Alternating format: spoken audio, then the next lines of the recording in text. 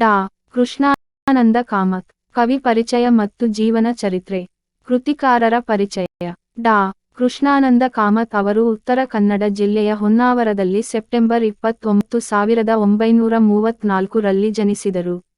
1959 ರಲ್ಲಿ ಎಂ.Sc. ಪದವಿಯಲ್ಲಿ ಉತ್ತೀರ್ಣರಾದ ಕಾಮತ್ ಅವರು ಕರ್ನಾಟಕ ಕಾಲೇಜಿನಲ್ಲಿ ಅಧ್ಯಾಪಕರಾಗಿ ಸೇವೆ ಪ್ರಾರಂಭಿಸಿದರು.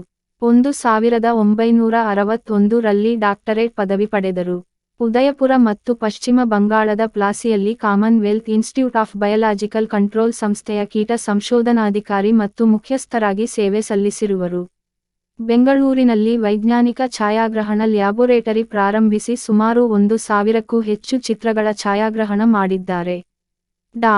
ಕೃಷ್ಣಾನಂದ ಕಾಮತ್ ಅವರ ಕೃತಿಗಳೆಂದರೆ ನಾನು ಅಮೆರಿಕಾಗೆ ಹೋಗಿದ್ದೆ, ಪ್ರಾಣಿ ಪರಿಸರ, ಕೀಟ ಜಗತ್ತು, ಪಶು ಪಕ್ಷಿ ಪ್ರಪಂಚ, ಸಸ್ಯ ಪರಿಸರ, ಇರುವೆಯ ಇರವು, ಸರ್ಪ ಸಂಕುಲ ಮತ್ತು ಕಾವಿಕಲೆ ಇತ್ಯಾದಿ. ಇವರಿಗೆ ರಾಜ್ಯ ಸಾಹಿತ್ಯ ಅಕಾಡೆಮಿ ಪ್ರಶಸ್ತಿ ಲಭಿಸಿದೆ. ರಾತ್ರಿ 8:02 2002 ರಂದು ಇಹಲೋಕ ತ್ಯಜಿಸಿದರು.